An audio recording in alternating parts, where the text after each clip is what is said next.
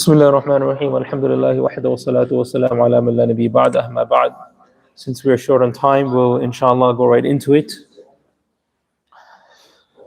And this program, as Mufti Saab mentioned right now, is an important program, is regarding wills and inheritance and the importance, and just to create awareness on a general note. So this is an awareness program, number one, to give people a little bit introduction or a little bit reminder in regards to the Islamic perspective, Islamic importance of inheritance and how to distribute it. And number two, the second portion is to create general awareness in regards to the importance of having a will and creating a will, right? And or trust, will or trust, and how it can have legal implications if a person does not have it and they were to pass away. So it's just an awareness program. We're not really encouraging people to take any services or anything from anyone. For myself, if you can please just not take my video, inshallah. We have slides over here that are on the screen. We can share them later as well, inshallah, if needed. So both I have some slides and our guest speaker also has some slides as well, inshallah. So for my portion of the program, we'll just be going over some basics, inshallah, a little bit of background in regards to Islamic inheritance, significance, some warnings, and what needs to be done after a person passes away in regards to distribution of the inheritance. And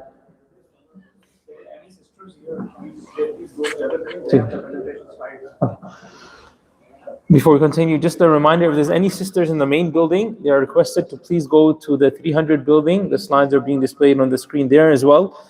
So please, the arrangements for sisters has been made in the 300 building. Jazakumullah. So what are the first steps that need to be done with the estate of the deceased, of the wealth of the deceased after they pass away? And then, some general points in conclusion, inshallah ta'ala. So first we'll begin with a small introduction in regards to inheritance in Islam and its importance and why is it so important.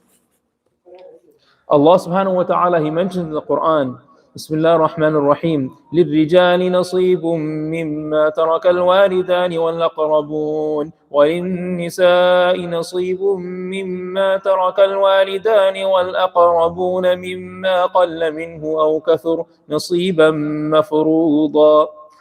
This is an important verse in regards to inheritance. There's many verses. The Quran itself specifies the amount that each inheritor will get. يُوصِيكُمُ اللَّهُ فِي أَوْلَادِكُمْ لِلذَّكَرِ مِثْلُ حَظِّ الْأُنْثَيَيْنِ. There's two long verses over there. Then يَسْأَلُونَكَ there's another verse. There's two verses in Surah An-Nisa towards the beginning, and there's another verse. I'm forgetting the beginning of the ayah. وَيَسْتَفْتُونَكَ فِي النِّسَاءِ قُلِ اللَّهُ يُفْتِيكُمْ فِيهِنَّ. There's an ayah over there, and there's another verse as well. Fil kalala, in regards to the kalala, which is the last ayah of Surah An-Nisa. So that also discusses some rules in regards to inheritance and how it should be distributed.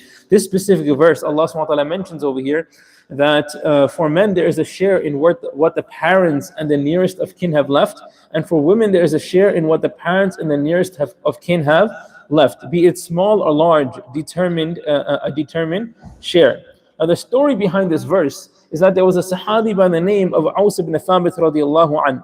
He passed away and he had two daughters, a wife, and one minor son.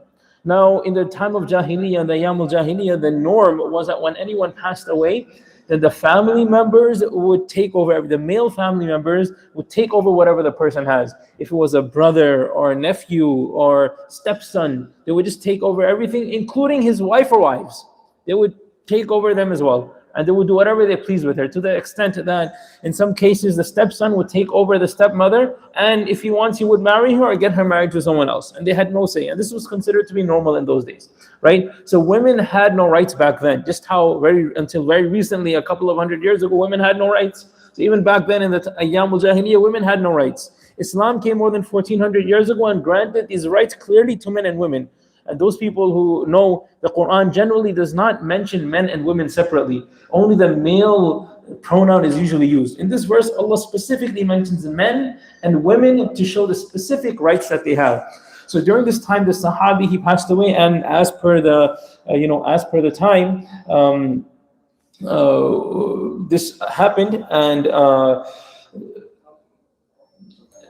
This Sahabi, his male family members, they tried to take control of his assets and of his wife who he had left behind. Now, the wife, she wasn't able to do anything, right? She was upset, but there was nothing she can do. This was considered normal. The Nabi sallallahu alaihi wasallam himself also did not really approve of this or did not like this, but there was nothing he can do. He was waiting for Allah subhanahu wa ta'ala to bring some ruling in regards to that, so that he can know and he can share with the people. Finally, she came to Rasulullah sallallahu alaihi wasallam, and she mentioned the whole situation, what had happened, that how the two stepsons, these young men, they came and they took over everything. She tried to offer her daughters to them in marriage, and marry my daughters at least. They refused to do that as well.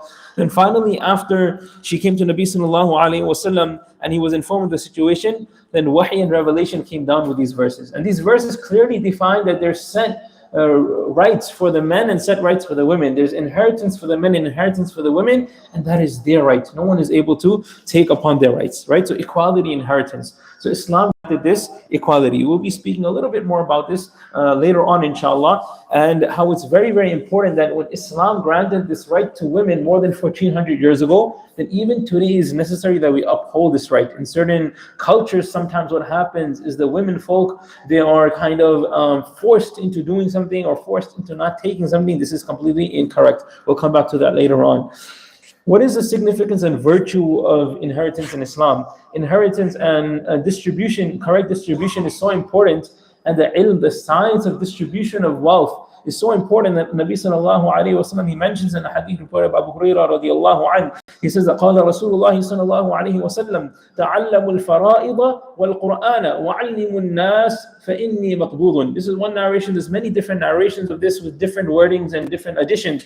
The gist of this is that teach people the ilm, the science of inheritance and how to correctly distribute wealth. Why? And teach them the Quran as well.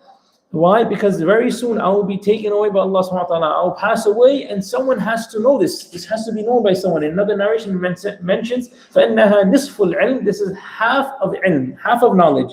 So knowledge of inheritance, mirath as we call it, is mentioned in the ahadith to be half of knowledge. Why half of knowledge?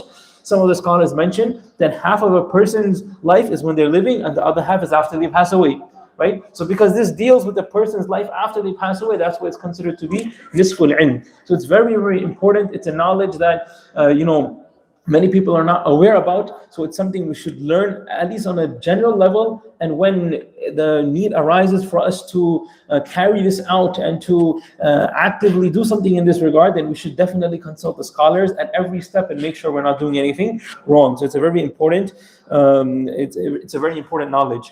Some warnings related to not correctly distributing the inheritance, not following the Islamic guidelines and the Sharia law when it comes to Islamic inheritance.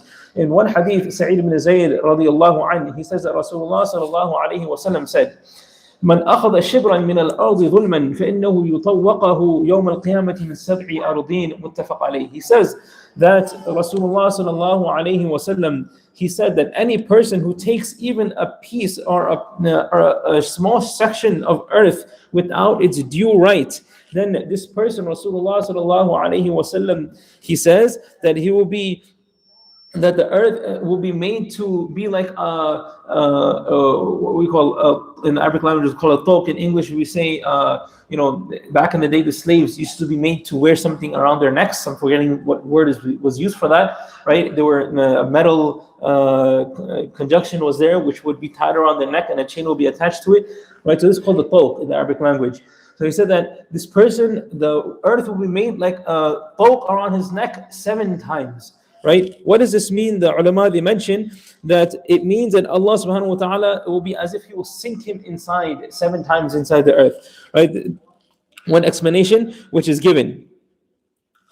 So what this means is a severe warning that this person who takes even a piece of earth, meaning back in the days many people had land, right? So it would be land that a person leaves behind. So if a person takes any piece of land without its due right, which is not his, he takes it from another inheritor's portion, then this person will be severely punished. And the way Nabi Sallallahu Alaihi Wasallam described it was by using these words, this simile, right?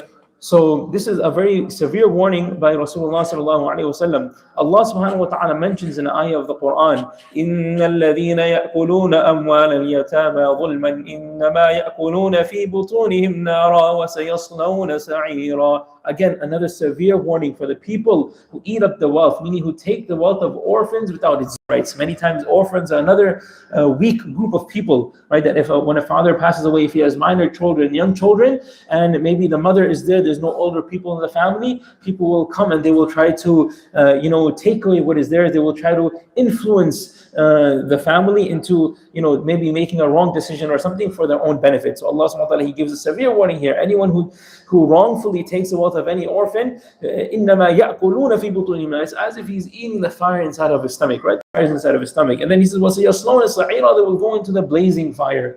So again, a severe warning by Allah subhanahu wa ta'ala for anyone who unrightfully takes the rights of someone else.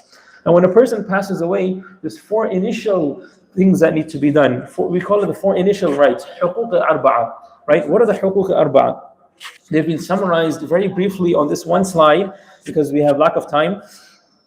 So the four rights are first and foremost, when a person passes away, whatever wealth they leave behind, the first thing that needs to be done with this wealth, once a person passes away, no one should touch anything of that person's wealth, right? No one else in the family, whatever it is, whatever's in the house, they shouldn't take anything, they shouldn't touch anything, nothing should be used for anything until it has rightfully been distributed amongst the inheritors. And these steps have been gone through. The first step that needs to be done with the wealth is that the funeral expenses of that individual need to be paid with this wealth. If it's a male, then the wealth he leaves behind, that could be used to cover his funeral expenses if it's enough. If it's a female, then generally it's expected that the husband will pay for it from his own pocket, right? Otherwise the wealth can be used. In this scenario, there's not enough wealth there. This is a whole different discussion, something we'll maybe do at another time, what to do when a person passes away. What are the practical steps we need to do? Not regarding the inheritance, but all the other practical aspects. This maybe we'll do some other program later on. Right now, we're just discussing the inheritance itself. Right, so the funeral expenses need to be carried out. Once the funeral expenses have been paid, the second right in that wealth is the repayment of any outstanding debt that person has. If he owes anyone any money, then that debt should be paid off as soon as possible. It comes in the hadith of Nabi sallallahu alaihi wasallam that a person, because of any debt he has when he passes away, because of that, Allah subhanahu wa ta'ala, He will hold that, this person will be punished in the grave because of that. Right, Allah subhanahu wa ta'ala will keep the blessings, or the good things that will be there for a person in the grave or the hereafter, that will be held back from the person until his debt is not paid. A lot of severe warnings regarding having a debt which is not paid. So the first thing the people who are left behind, whether it's the person, the executor of the will, or the children, that they should do, they should pay off any outstanding debts, right? And they should definitely try and do this to the best of their ability.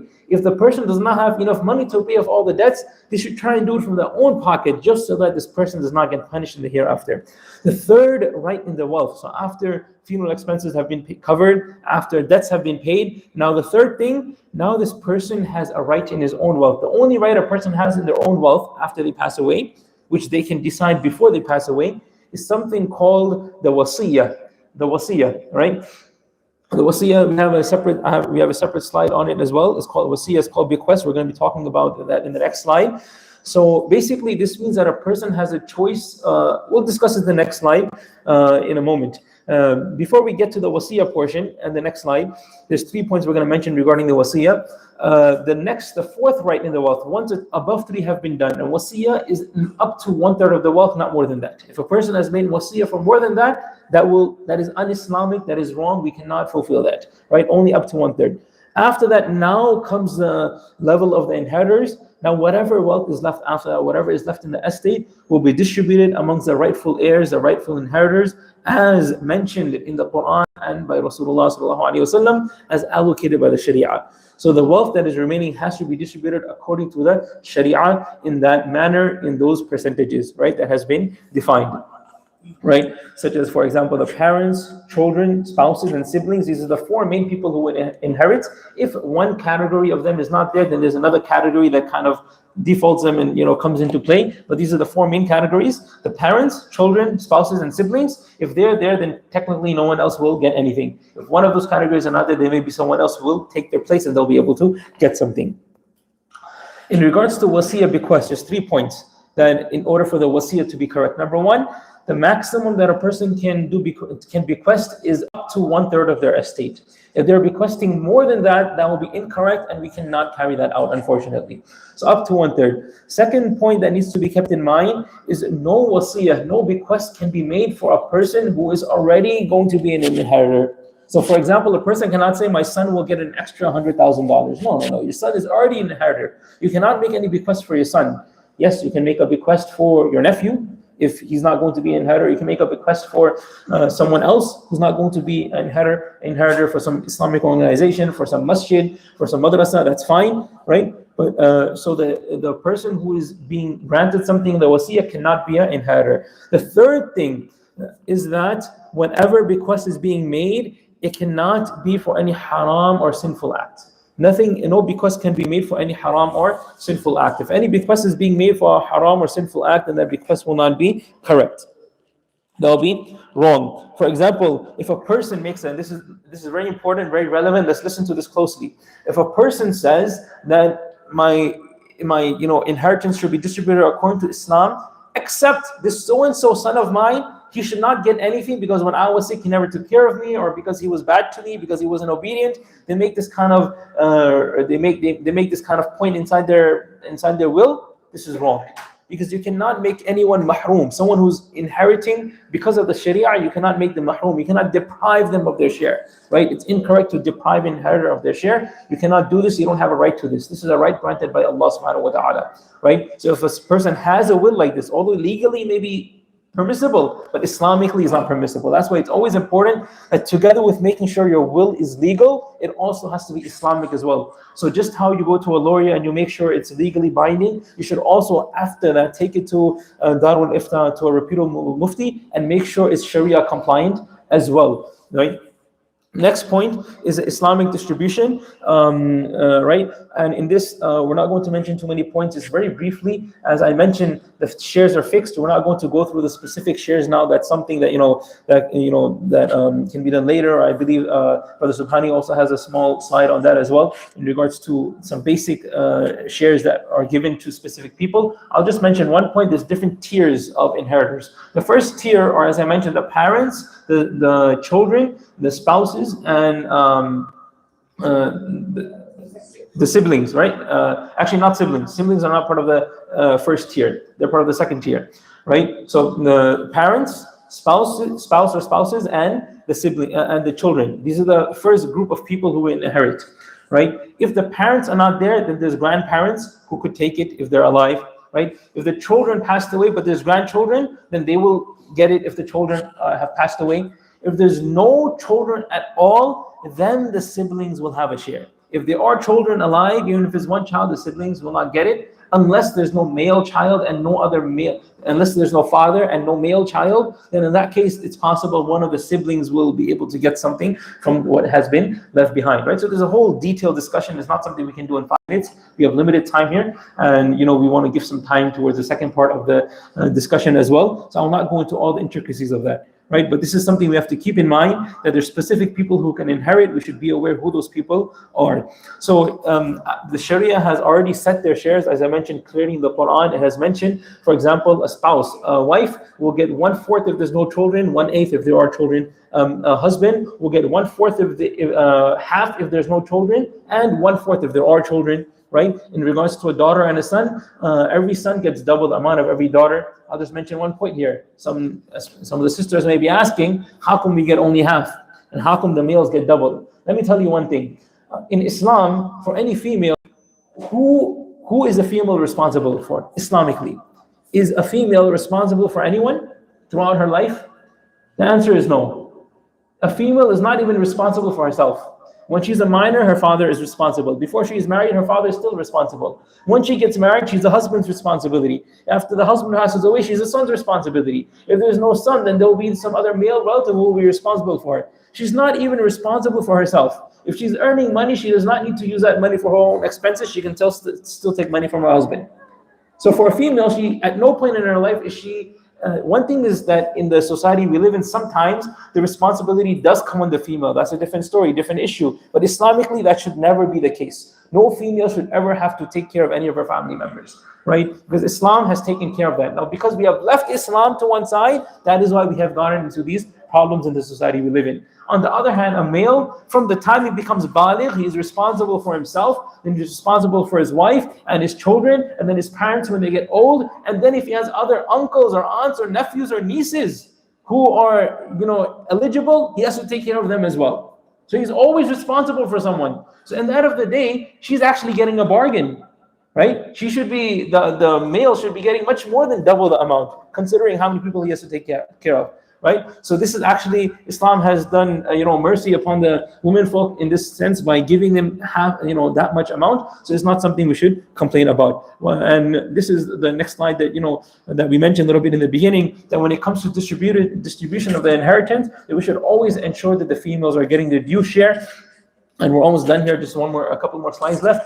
Their due share. Many times what happens is the brothers, they coax them into giving up their share. They don't give it to them. They say, we'll give it to you later. We'll see what happens, especially in our, in our subcontinent culture. This is completely wrong. At the same time, the female should not be obliged to give up their share to the male relatives. Take it and keep it. After that, once the time has passed and your head has become cool, and you have, let's say your close family member passed away, father passed away. Once you have gone past that mourning stage and now your head is level, now think, do I need this wealth?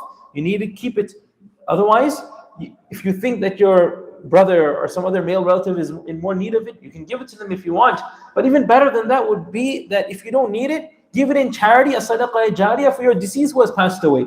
So at least that wealth can continue to benefit them, right? You're not obliged to give it up to anyone. And when you do get your inheritance, you don't have to give it to your husband. You don't have to, give it to any other family. That's your money. You can do what you want with it. This is what the Sharia has given you. So we should give female their due rights, and the female should also take the right that has been given to them, right? So one is, common problem is sometimes, as we said, brothers cook, sometimes family pressure dynamics, they're, they find it difficult to claim their rights. So they shouldn't have to claim it. They should be given their rights, right? And then sometimes physically, so the best solution is, as number 3 mentions, that the money should physically be given to them, handed over to them. Then if they want to give it back or something, let them do that with their own hands.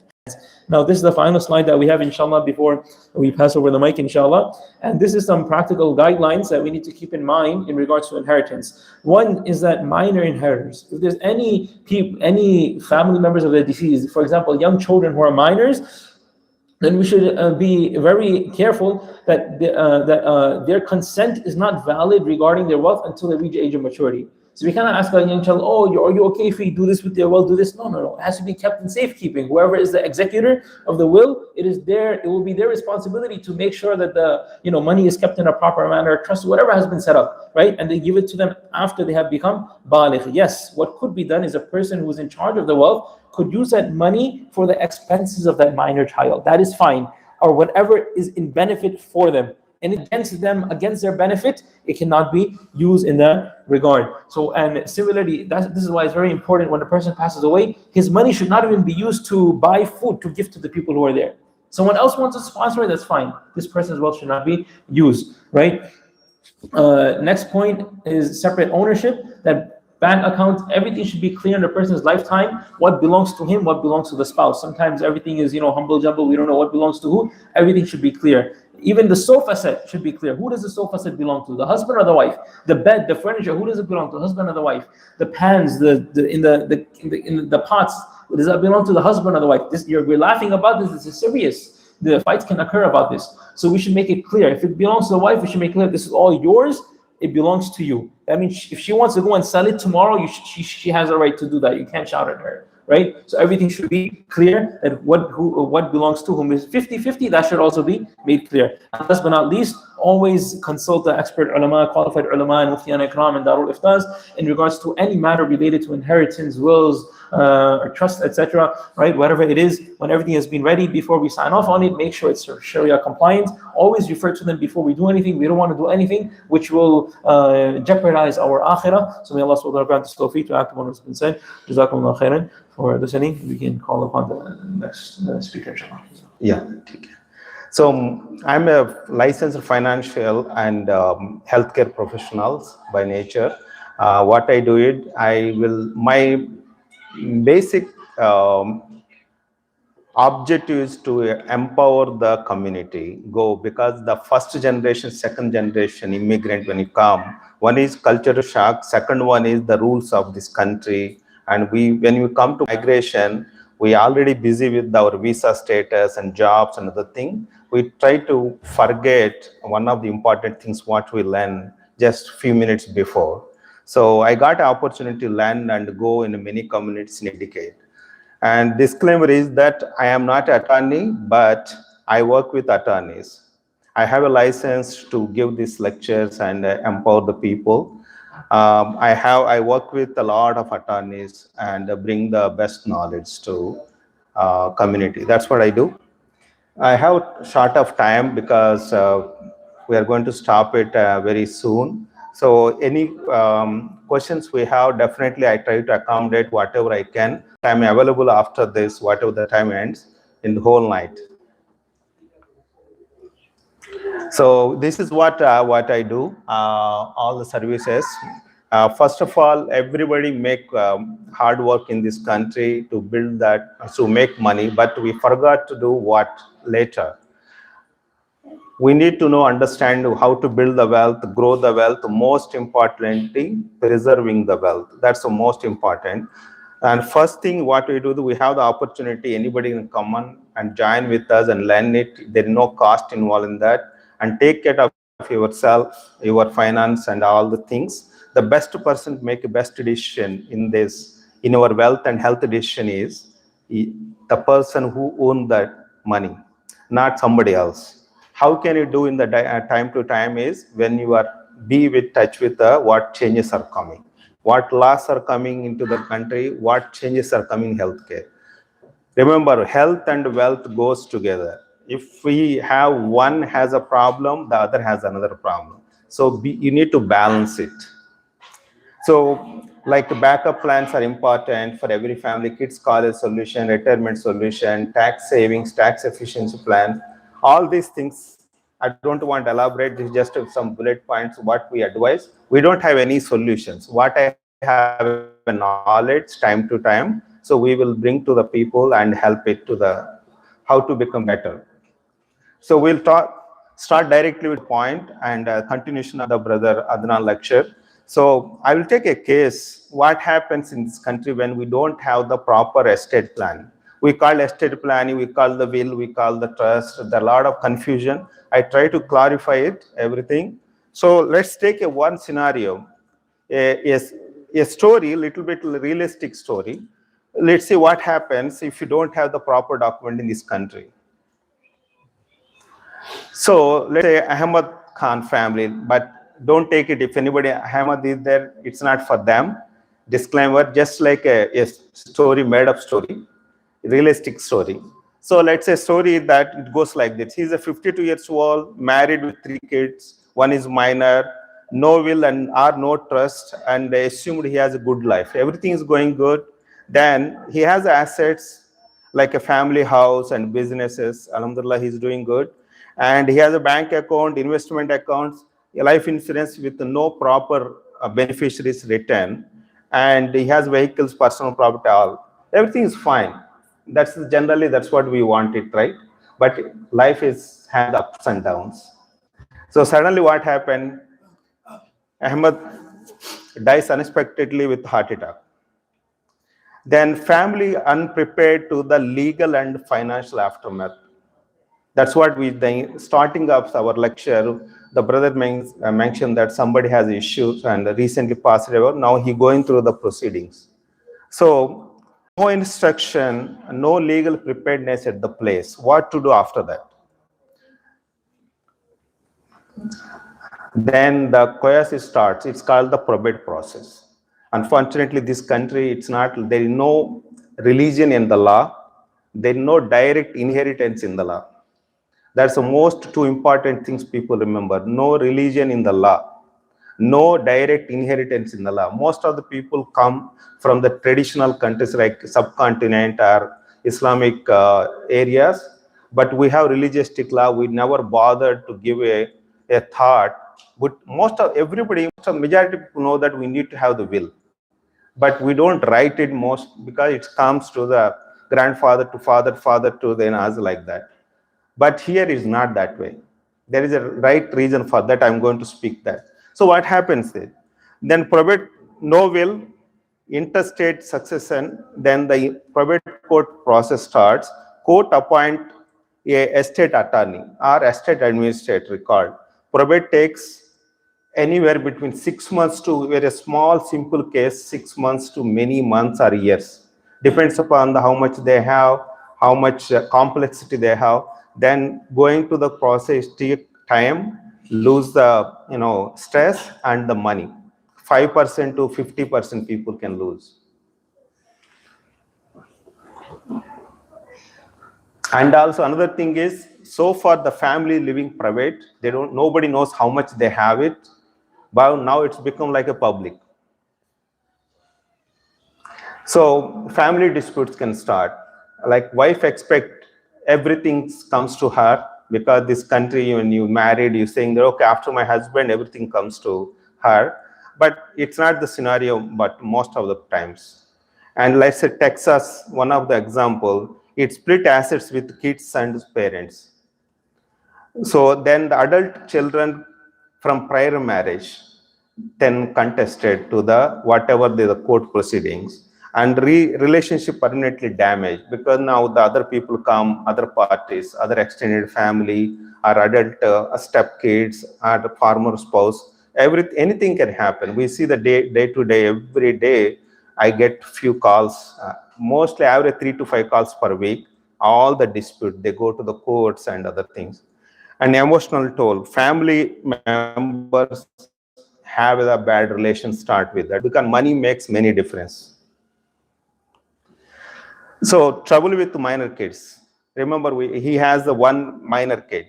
Because minor kids child custody, court will appoint a petition saying about, okay, court say that he don't have the will properly written from the parent side, dad side, who is going to take it from his consent. Is the mother is going to take full or somebody else? Because this child abuse, child problems a lot in this country. They don't give directly everything to the mother control in this country. So ongoing court supervision required for the even minor kid. Still the mother is there, but the kid cannot be 100% handed over to the mother. They have to report it to the court. Business. Remember, he has a business, no plan. Even though they have LLC or S corporation, C corporation, whatever partnership, nothing is mentioned that who is going to take that business. Then what happened?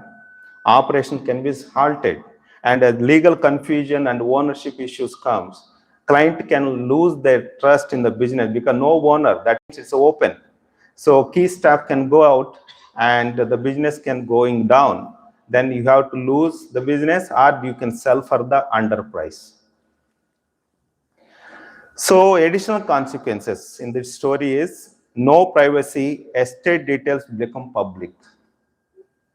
Second one is avoidable taxes. When you have the proper documentation, you can avoid or eliminate or reduce the taxes. Then now you become a family burden. No guardian for minor kids. Minor child become because of this still below 18, the mother cannot have the 100% control. No direction what to do, final wishes like burying. This is another problem we face it when you have the interfaith marriages. Sometimes when the body, when the other faith people come, husband or wife saying that, oh, I will take my body, my husband, but a wife body, I will do whatever I want. That is, I see so many times in the masjid are struggling many times. That's another issue. You cannot stop it unless the deceased person has something, say that, oh, it has to be Islamically done. So what could have been prevented all these problems?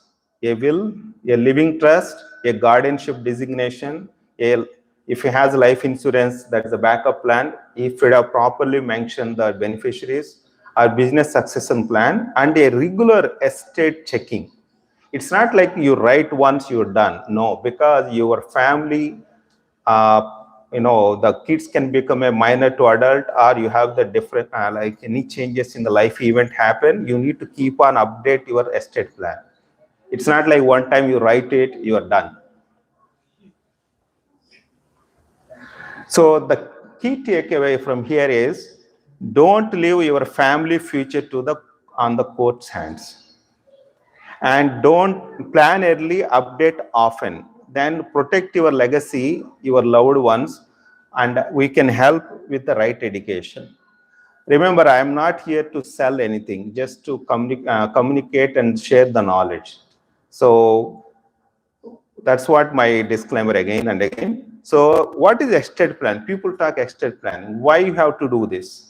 One thing is, here there is no religion, and other thing is no inheritance. The third thing is, this country operate majority of time on the rules. That's a good thing. Bad thing is, this country operate majority of times on rules. So both. So a lot of other countries we see the rules is there, order is not there. So we cannot escape this process. So respect the law. Be a Roman, in Rome. That's what we have to respect. You cannot go out of this. Even though if you sometimes we write the Islamic will and Sharia will, it is okay. But the problem is that you cannot violate the state rule. State rule become the supreme. That's why we always tell that, don't violate it, but write it as a Islam, without Islamic language, you have a distribution that's called the Sharia compliance. I'm going to speak with that. What is happening is, law of the land is very important. You need to know it. Otherwise, seek the knowledge, what's going on. Another thing is, every state has a small differences. That's also you need to be aware of that. What is that? There are 9 states they called as a community property state. Texas, Arizona, California, Washington state, like this. New York and Northeast state, there is no community property. What is the meaning is, a lot of people have the properties. You have to be careful, or maybe knowledge, why I'm going to share it. If you have a property there, any in a community state, no matter who made money, wife and husband, when you married, has a 50-50 rights legally. But New York is not that one, not New Jersey, other thing. But some of the 9 states, they have the difference. So that one's very important. When you have that, be careful. That's why a lot of people, wealthy people, they do prenuptial agreement. So that's another way you can solve the issue, not to lose in case something happened, divorce situation or something situation. Second is, when you have to do the estate planning. Estate planning, the moment you have anything, either a family or minor kids, or you have any asset in this country. What happens? Somebody dies soon. Then who is going to protect your family? So you need to have estate planning. I'm going to talk about what exactly estate planning, but what happens somebody disabled? Who is going to take care of that disabled person and family? What happens somebody live longer? So do you have enough to take care of the family and themselves? So all the 3 phases of the life, are 3 part of the life, we need to have estate planning. So this is exactly the important slide. What is estate planning people talk about? A will, a power of attorney, minor kid guardianship, healthcare directive. It's called the healthcare proxy and HIPAA authorization. A trust, and that is also supposed to be probate evidence. This is what it's called as a estate planning. The second, the last, another point is this bullet point I did not talk. Why it is that you write everything. The problem what happened is, What sudden death or something happened to that, who is going to care about your debts and the dependent family? Either you should be filthy rich to be no worry about it, otherwise you can't able to afford. Otherwise, what we suggested, have some backup plan to take care of your debts, any family obligation or something. Otherwise, whatever you do, the will and trust, everything, as brother mentioned, that somebody has to pay the debts immediately, somebody has to pay the funeral expense, somebody has to take care of minor kids, all that things. So make sure that you have some backup plan. That's a recommendation. It's optional. That's what we call it. So now I want to talk about what is a will, what is a trust in a minute. Will is simply tells our distribution. Whatever we have it. Who is going to inherit what? We just lend it. 1/3 is the wasiya, that means free will we call it. Remaining 2/3 has to go to our Islamically or generally our family, either parents or spouse or kids. If kids not there, then the siblings. That's all it tells the will. Is it will is enough? That question most of people ask. Not this country. Will only tells that. Because there's no religion. Unfortunately, this country, if you see the good thing, we come land of opportunity, good side and bad side is there. The setup is these 3 to 5 average marriages. You have the farmer spouses, step kids. So, and the public debts, private lending, all the things happen. With will, you go to that to take an inheritance. No, they said, no, go to the court to get the court statement. Okay, that is called the probate court. What happened in the probate court, I'm going to explain. When you go to the will, you don't have the will also, you need to go to a court proceedings. In the court, what they do is, they ask you, after decision done, the beneficiary, either spouse or kids, they ask you, okay, show me if they have the will. If the husband wrote the will, okay, show it. If the parents wrote the will, show it. If they see, if they valid, they say, okay, now, okay, we validated, you have the valid will, now you wait. That's where the probate court process starts. If you don't have will also, you have to go to the same probate court. Then what they do, okay, no problem, you don't have will, that's fine. But you have to wait the probate process. What they do, probate process, they publish everything into the public domain. Whatever the deceased person has it, now it become a public. Now anybody can go and claim the assets or lawsuits.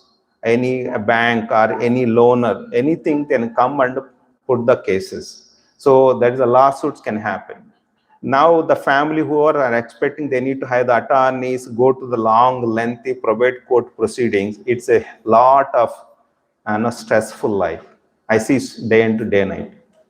So at the end, you resolve everything. They take time. It costs money and the stress. You can't even access the assets till that 3 years or 2 years or 6 months, whatever the time it takes. At the end, after deducting everything, then finally they give a court judgment. Now you are ready to take your asset. If you have valid will, according to will. If you don't have the will, every state has a default distribution procedure at the place. Then they give our distribution plan according to that. Then with that, we have to take our assets. So how to avoid this long, lengthy, costly, stressful situation is, you need to have a trust. That's called the living trust or revocable living trust. There are many kind of trust I'm going to talk. If you have a trust, what happens? While we are alive, we put all our assets in the trust. Trust are responsible to take care of the assets while you are alive or after that. Then it will be distributed without any much struggle to our beneficiaries. So you can avoid the long, lengthy, costly probate court. That's why the will and trust both are important. It's not like one is enough. I hope you got the message. That's a very critical point. The difference between will and trust. I'm going to speak in a little more. Okay, what is a probate? I already said, what is a probate? Probate is a legal proceeding in which deceased person's will be validated and their assets are distributed according to the will or state laws, if no will exists. but involve providing the will's authenticity, ensuring the debts and taxes are paid before distributing the remaining assets. Then what is a valid will? Valid will, like in Islam, if you see sometimes, we speak about before death or at the death table, you can say, okay, I'm distributing my asset like this. That's kind of a will. We have a oral will, but in this country, there's no oral will. It has to be on the paper and has to be written, signed by that person with 2 witnesses minimum. Otherwise, it's not valid. Then it has to be signed. When the signing happens, it has to be sound mind. If it's a dementia, any issues, it's not again valid. Somebody say that contested. If they prove at the court, that invalid will happen. Next one, why the will is may not enough, I already explained. Because will only tell the distribution. It doesn't tell the how to take care of the protection of the asset. That's why it's not enough, the will. Okay, now this is the important slide about the will and trust. What happens if you have only will? What happens if you have only trust? So will, that is self-explanatory. The will is very easy to create. It takes small amount of time, small cost, but the problem is that later on our beneficiaries go to the lot of problem. They have to pay a lot. So if you have a trust, it's a little bit complex. Nowadays, it's not complex. We have a solution, very sophisticated. Together, with no matter, we can create it. We are living in the information age now. But the differences you need to notice that you should have both. That's what the message here. Now, I mentioned the trust. Trust is a lot of people come ask that, oh, I want to have this trust, that trust. There are 2 kind of major difference in the trust. One is revocable trust, another is irrevocable trust. Revocable meaning you have it's called the living trust sometime, and you can change, you have the 100% control of whoever created. For example, the trust can be created joint also. If I go back, this all the document, all will, power of attorney, minor kid guardianship, healthcare proxy, HIP authorization, all is, and trust, all are individual. But one opportunity you have, the trust can be a joint with wife. So some people come saying that, okay, I have my will, but how about spouse? No, they don't. No, it's not. Every human being who has an asset, whether a wife or husband, doesn't matter, they should have their own document. So the trust, you can have a joint trust or separate trust. It covers the probate. It provides the flexibility, keep control of all your assets. So that means you can change whenever you want it. You can appoint new additional trustees or custodians like that. Irrevocable means that's a special purpose. Once you put any asset, it's not easy to change it. It's there. It's like a company, you seal that asset. You cannot take anything, you cannot do anything. That is an essential. Who has created that? There is a special purpose people, they do it, like a specific trust. For example, charity trust, or maybe special need trust, or maybe life insurance trust, or a family foundation trust. All this is a classic example of irrevocable trust. But most of the family should have at least the basic important is revocable trust. Once you have that, you can avoid the probate. Then in advanced planning, people, if they need it, they can have the irrevocable trust. Now, I don't need to repeat, but now Brother Adnaan already gone through this. Then, one of the important things, hadith in the Bukhari says that as a Muslim, it's recommended to have the will before you sleep the 3rd night when the Allah blessing happened to us. Because life is not guaranteed for next namaz.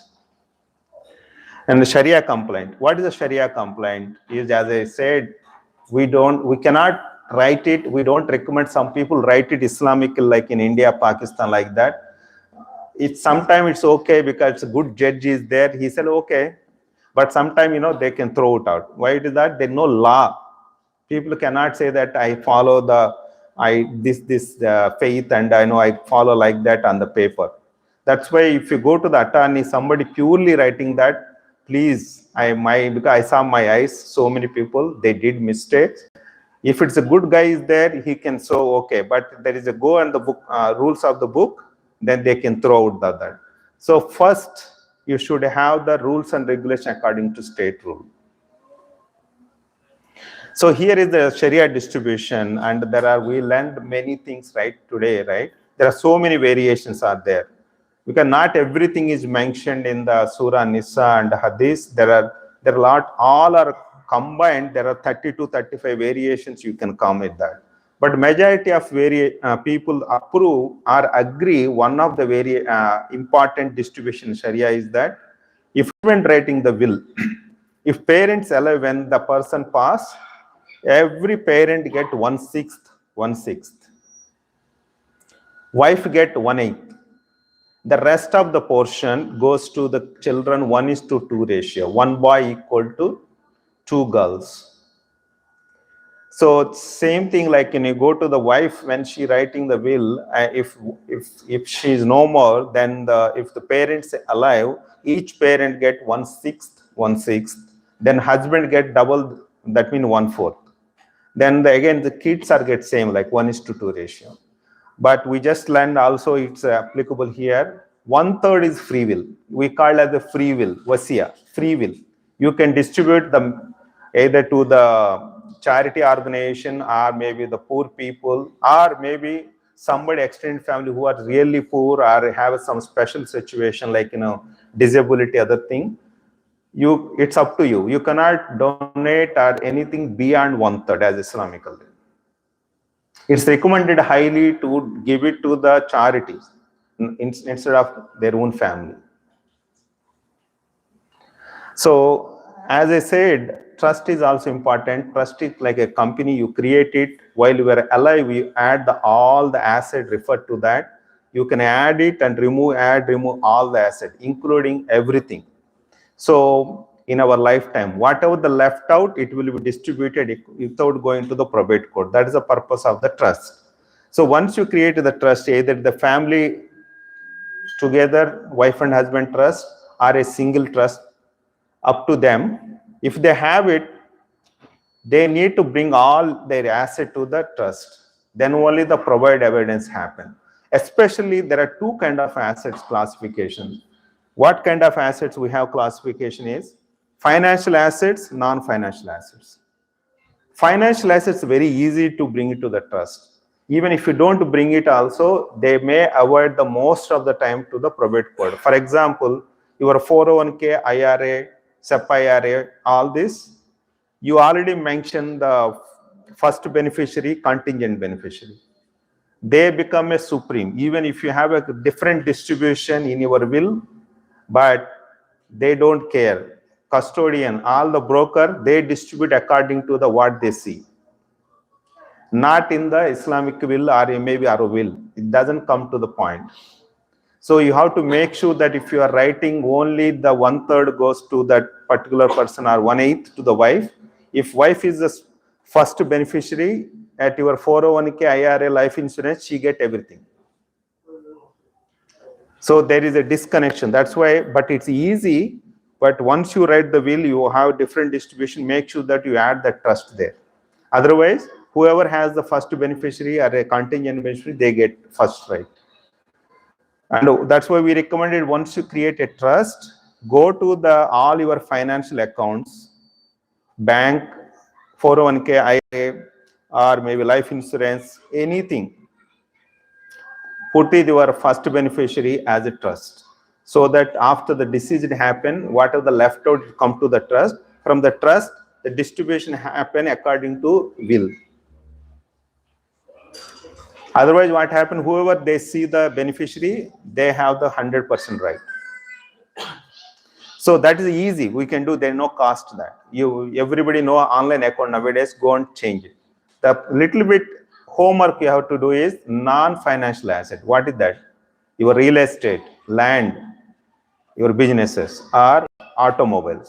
These 4 items has to do something with the government. For example, house. How to bring the house to your trust? Everybody has a deed. In the deed, either a single person or a card or maybe couple name is there. You need to change the deed in the county, remove their individual name, put it the trust name. It's called a quit claim deed in New York. A simple form, you can fill it and submit to your county. They will overwrite from the individual name, remove it, then they put it the trust name. That's why you avoid the probate court. Otherwise, both are disconnected.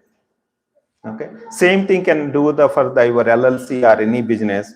And the cars also you can re-register if you want it, like a DME office. In the businesses also you have to do that continuity ownership as a trust. Otherwise, the business owner gone, everything go to probate court.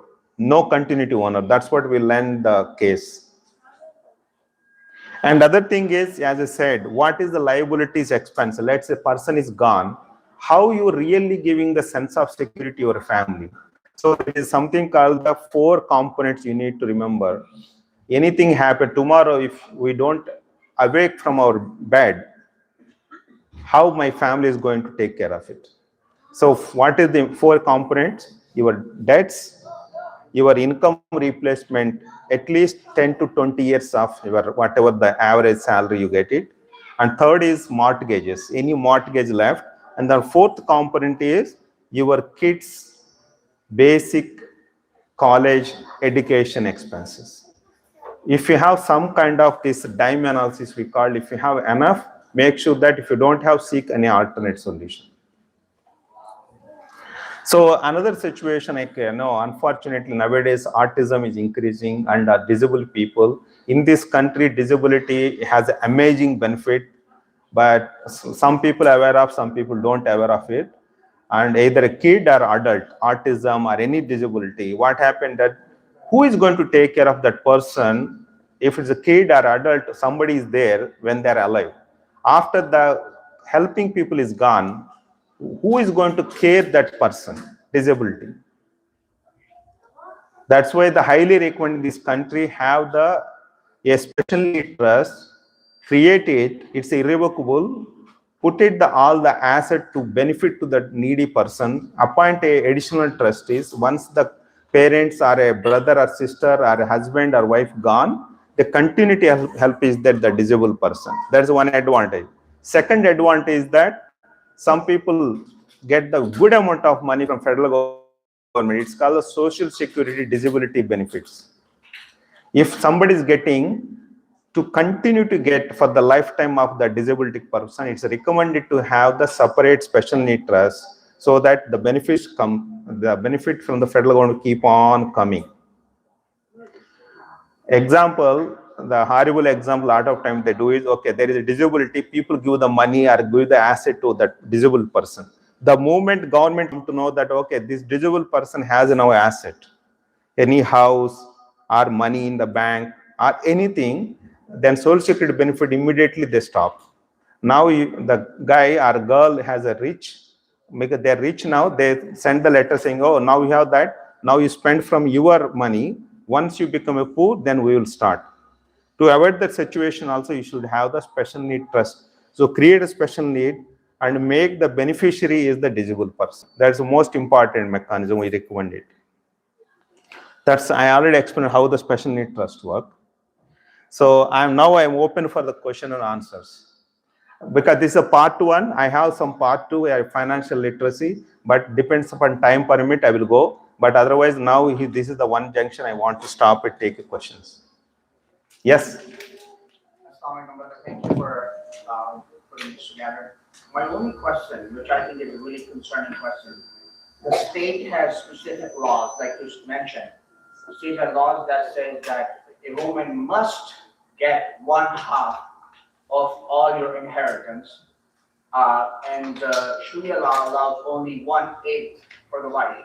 How do you put a will that will be rejected, like you said, by probate court, if you give her only 1/8 in the will, or if you put a trust and give her 1/8 in the trust, that will also be, removed by the court because the state law must be applied first.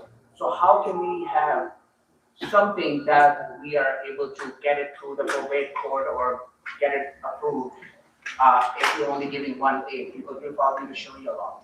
Yeah, that's a very important question. What brother is saying about how to make sure that Islamic law and state law, how to go together, right? Yes. So, see, first is state law. So you cannot violate the state law. Then second is Islamic law is not there. Only the Sharia complaint we are talking. What is Sharia complaint? So if you write it, because we are all doing the Sharia complaint by distribution, like, spouse is getting either 1/4 or 1/8. Why? Because we want to please the Allah, right? When we want to please Allah, it is the family understanding. If family says that, okay, I'm okay with that, if spouse also it's okay, agreeing the same level of knowledge, same faith level, then if she don't challenge it, then it's fine.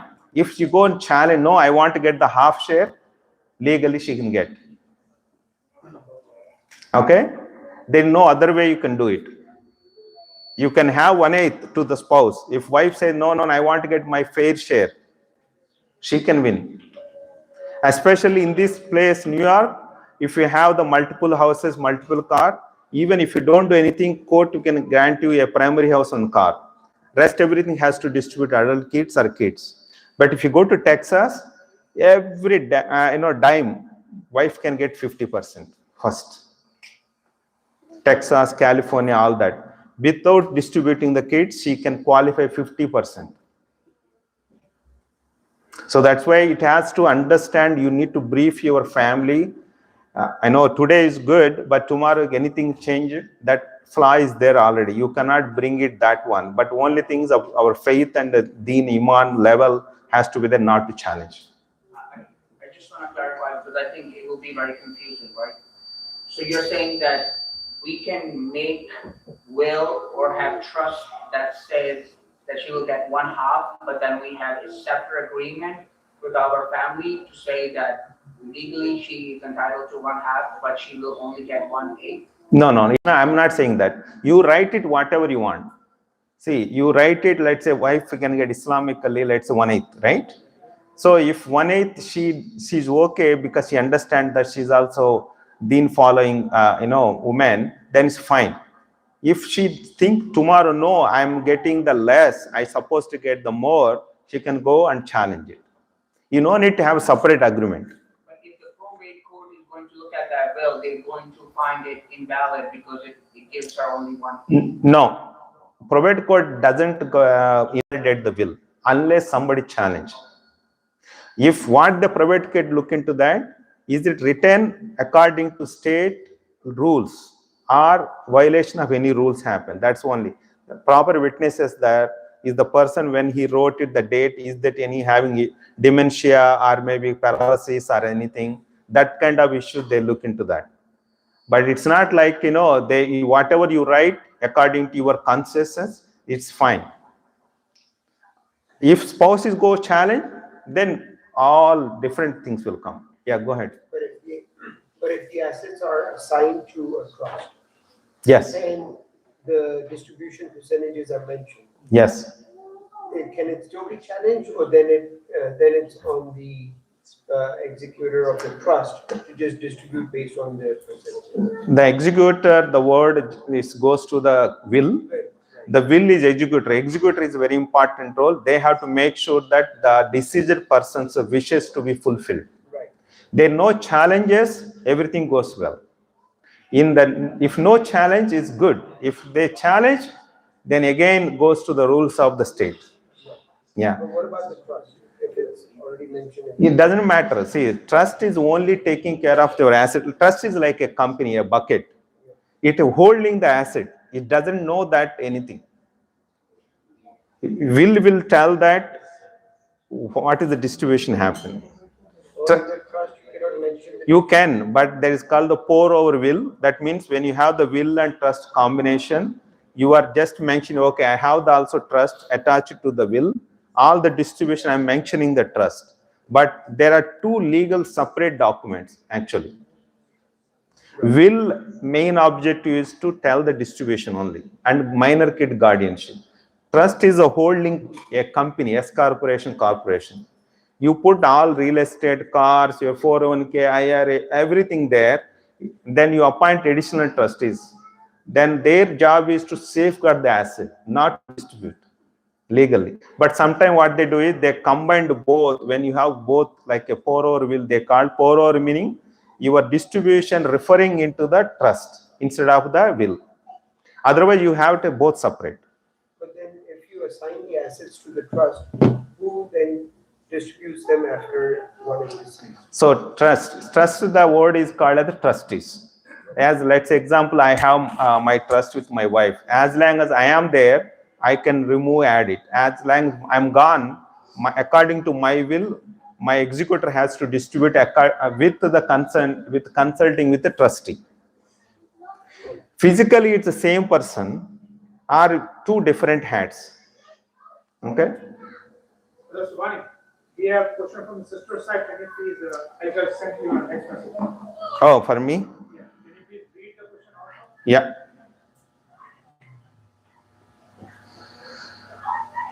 Sorry. Okay. Question from sister. Can trust be made through the Sharia law or need to have a wasiya and trust together? Okay. So this one I already answered. Sharia law trust is that there is nothing to go with the Sharia law in the trust. What she's talking about the will. Don't confuse. The trust is like a corporation, a company, a legal entity. You can have your EIN number, tax ID. Either you should have, if it's a revocable trust, you can go with your SSN. If it's irrevocable, you will get the separate tax ID. Okay, so there is nothing like a Sharia or other. It is only has a company which holding the asset. But will is telling about whether you are going Sharia compliance way or regular general way. So I hope that answers the question. They both are separate. 1 second, brother. Yeah. Someone who only owns the house and what will be needed to be distributed to kids, will or trust? I recommended this question once you have that either any real estate, car, a land or business, you must have the both to avoid the probate court, because you don't have any opportunity to mention the nominee beneficiary. If you have only bank account or any 401k, the financial account, you can avoid the trust.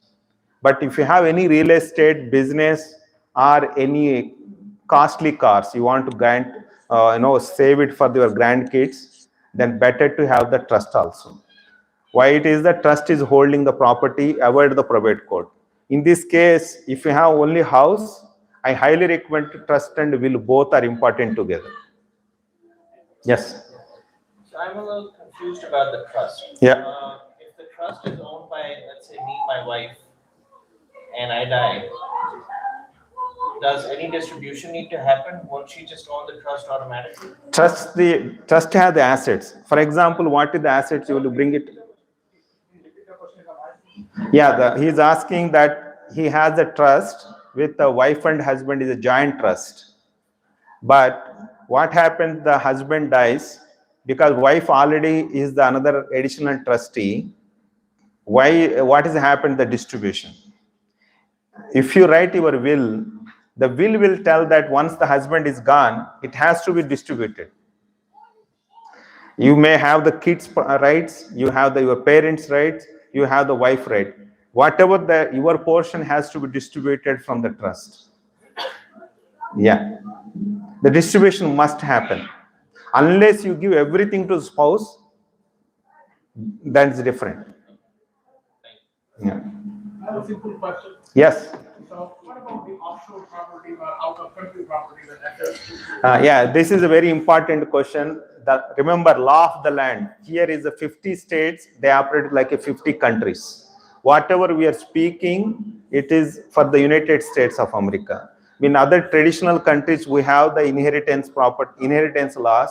Like example, India, we have the Sharia way, Hindu way, and after that we have the no religion way, all the religions there. So you get it. But what you can do is when you go back India, as a will is important for a Muslim, write the will Most of the traditional country, there is something called a registration process. You need to register there, then only it's valid. Otherwise, there is a lot of fraud. If nobody snatches the property, your property will be distributed according to that religion, that law of the land. So does that country allows the sold property or assets here in these countries? Because we have also some restrictions in those countries. You can't get this amount of money or property sold or unsold. Okay. Now his question, brother question is how to bring the money to here or the whatever the sold out property. You need to go to the whatever the legal proceedings in the, you cannot escape that. Now in the Trump era, you cannot do anything. You cannot do any shortcuts or something. I highly recommend don't do that also. Major thing is whatever the law you have between the US and that particular country, you need to follow that to bring the assets. Asset meaning the money in the dollar. So for example, I speak subcontinent India. A lot of people, I am from India. What they happen is that if you sell the property, there are two important things in India. What happens is the ancestor property, when you want to bring the money, very easy. Why it is a very important clue I want to give this one. Even maybe same thing for Bangladesh, Pakistan. Why is that? The giver doesn't pay any tax. In America, receiver doesn't pay any tax. If any property, if you are in a parent's name, you can easily bring it without paying a single tax. Done. Okay, any questions? What about if somebody has own property? Yeah, and then you need to follow the law. So then you have to pay local taxes and bring it extra here and show the IRS, and whatever you pay taxes there, you gone, then remaining you have to pay here. Yes. So I wanted to ask a question about 401k. Yes. With 401k, you have a beneficiary, right? You put the name in, right? And usually it's the wife. So you die, she gets it. But if she dies too, then does it go to the probate again? Yes. So then 401k has to be in the trust as well? Yeah, that's what we recommend. Everything has to be in a trust. Okay. That is the number one priority. Especially if you go to 401k IRA, what happened? There are two provisions are there. Primary beneficiary, contingent beneficiary. Primary beneficiary, most of the time you have the spouse. Contingent beneficiary, at least you should have a trust name. At least. Brother, so far we learned about the will and trust estate planning, what is the importance and how to safeguard it. My opening statement had said we make a lot of efforts to make this great country land of opportunity. What else we have to learn in the financial literacy? A brief talk, another 10 minutes. And after that, we'll take our dinner. Then I'm available. Any questions? And if it's a more lengthy discussion, you can call me anytime. I'm available. Another thing is, remember, health and wealth is a personal. It's not duplicatable. Whatever I need it, my brother don't need it. Whatever I need it, my wife or maybe my brother family or other friend may not be needed. That's a customizable. That's why it's very important to have the one-to-one discussion in depth. Yeah, the other mic. नहीं आ रहा है? The other mic. No, your mic is ऊपर करे. Hello? Okay. Is better? Okay. So the message here is health and wealth are personal. So that's why you need to trust the people and you need to open up when you go to the financial profession, anyone, because the knowledge when you're sharing that the closeness you tell the symptoms, how the doctor give you the right medicine or a treatment, that's where it goes. That's why the best person to take any decision is yourself, not somebody else. That's why empower yourself. I am trying to do a little bit more knowledge about how to do the other stuff so you become better, wealthy and healthy. So as the industry keeps changing, every moment, all you see how the iPhone is changing. When 2007 started, today is the iPhone 17 version. So much change, everybody knows. what is the crowd technology, medicines, everything. How many people know what kind of basic industry, very important industry is changing? For example, finance and healthcare. That's the most important thing, how the changes are happening, the product and services comes. Why it's important? Because we struggle morning to evening for our health and wealth. So most thing I want just to bring a gist of it. You need to know some of things you already know, some of them keep on changing. You have to be aware of that to become a more better person than that today. So what is important things we worry about in the life most of the time is how to do our protections, investments and college solution, efficient taxes, retirement and financial legacy. That means how to transfer. And everybody want to become a financially, freedom, achieve the freedom one day. How we can do? Some of the principles I just want to jot down here is, nobody can say that I have somebody depend upon one stream of income. They say that if the stream of income stop, our tension will start. What best you can do is try to increase your stream of incomes, not to depend upon only one source. That's the first one. Second one, debt management. Debt management is very important. Good debts are good debts, bad debts are bad. Example, house, sometimes we have the mortgages, then there is a good debt. The bad debt example is credit card. Somebody don't pay the fully credit card. You remember that's a compounding interest every day, not the yearly. You drain the lot of things on that. That's the most important thing. Second one is emergency fund, 3 to 6 months. You never know what happens. So fourth one is proper protection to your family and asset. That's where the estate planning come into the picture. How to save. Then building the wealth. You need to know how to build the wealth properly, because we do the lot of things. A small mistake can ruin everything in this country. We see so many examples. Lot of people are waiting for the opportunity. Lawsuits and preserving the wealth. That's what the important thing. And next one is, when we're building the family's wealth and safe, we always have some kind of risk around what? What kind of risk we have?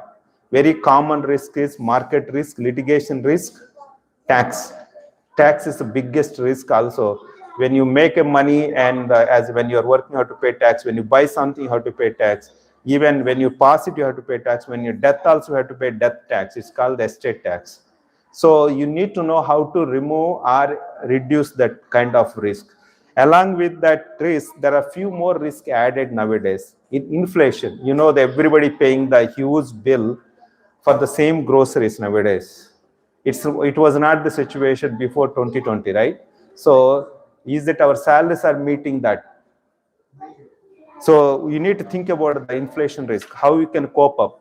And another thing, income stream release. What happens, income is lost. Either temporary or permanent disability can happen to persons. How our dependent family can take care of it? What kind of things I am giving comfort? And longevity risk. What happens, people nowadays, healthcare is become more better and better. People are living, alhamdulillah, very long. Especially, I want to insist this point is women education. Financial literacy is no choice today for everyone. We are living in the Western countries, and also most of the majority of wife and husband are working.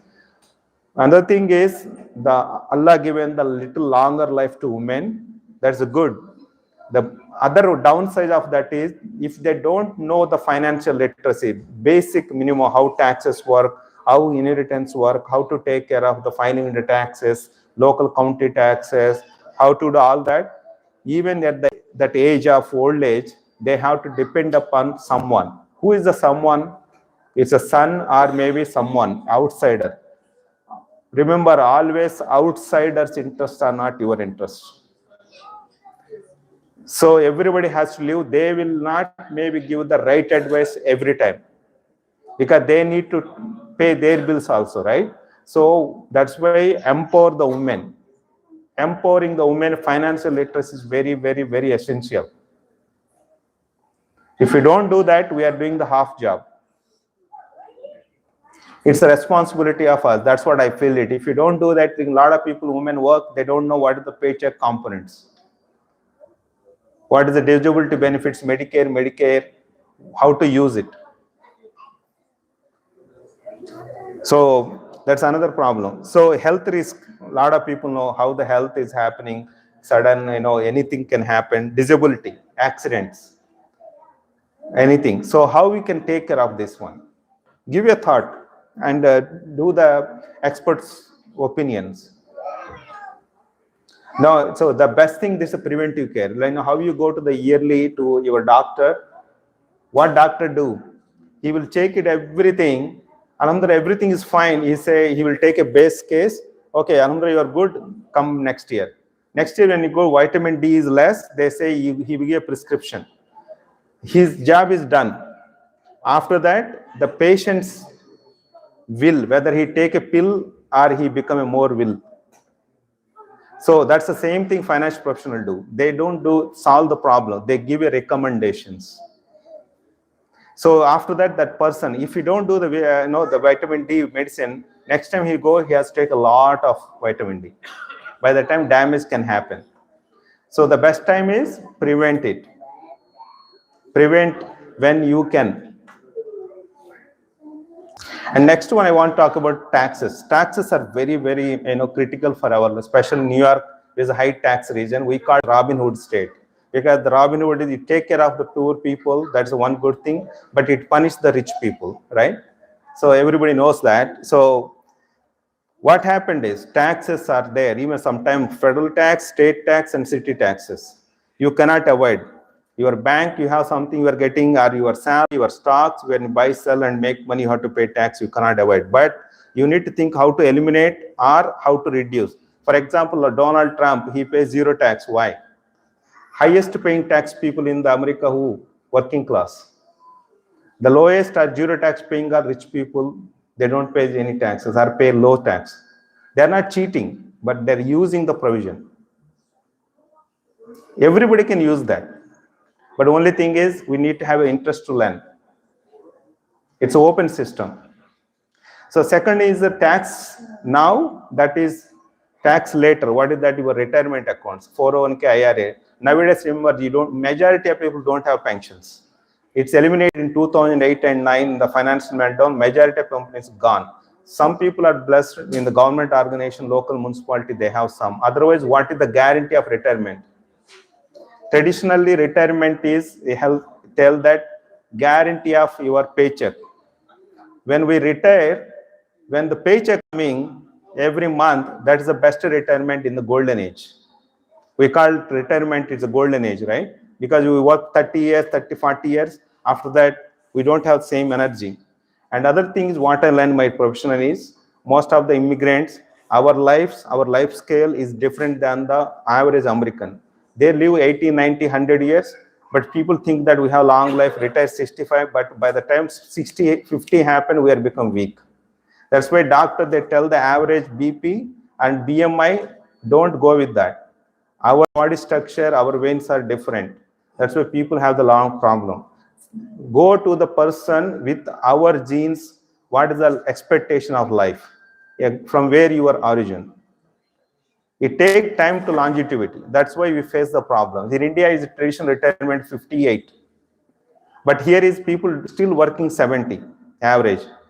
Why? Because they're different. When we come here, we are not expecting to work up to 70, right? So that's why don't just take it in the average here. You take it customizing things. So third one is tax advantage.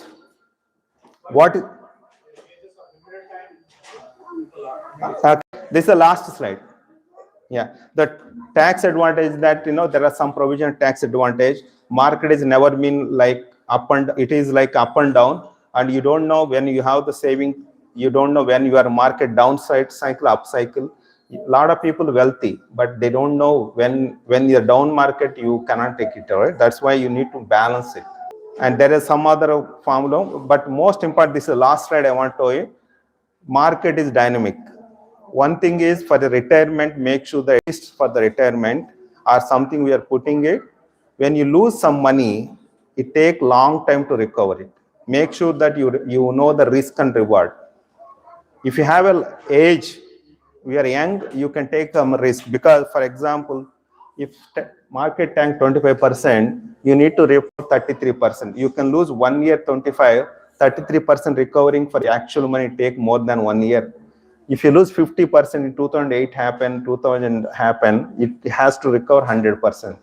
1 or 2 years loss can happen 8 to 9 years to recover. So try to see where you have the risk and reward. You can balance it. Okay. So this is the one of the retirement solution, but I don't want to go with that. That is the clarity of lifetime income. So with that, I think whatever the permission given, my time is up. Some questions. Yeah. So my message is that seek knowledge, reduce your risk, and plan early. Yeah. Thank you, brothers.